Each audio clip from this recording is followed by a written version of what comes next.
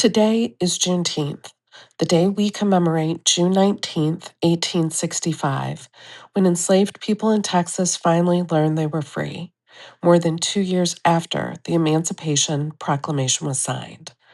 To learn more about this important chapter in Texas history, I visited the George Washington Carver Museum here in Austin. The museum is beautiful and free to get in. And almost immediately, I found myself drawn to a wall of photographs. Faces from another era looked back at me, each one representing a life, a family, and a story. One photograph in particular stayed with me. This is Mandy, a nursemaid in Austin. According to the museum, her last name, birth date, death date, and much of her life story are unknown.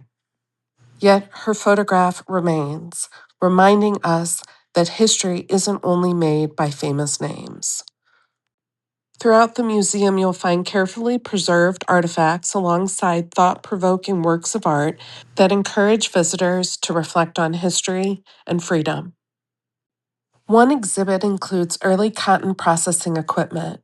Years ago, while researching a book I was writing about Texas history, I learned something that stayed with me. Cotton may look soft, but the dried cotton bolls have surprisingly sharp edges. The people who picked cotton by hand often spent long days in the fields, ending with fingers scratched, cut, or bleeding. Outside, the museum's Juneteenth memorial tells the story of how the news of emancipation spread across Texas after June 19th, 1865. A lawmaker receives the news. He shares it with a preacher. The preacher tells a formerly enslaved family, and the family passes that message to their daughter. The final statue represents the next generation, a future made possible by those who came before her. The details for this weekend's activities are in the caption.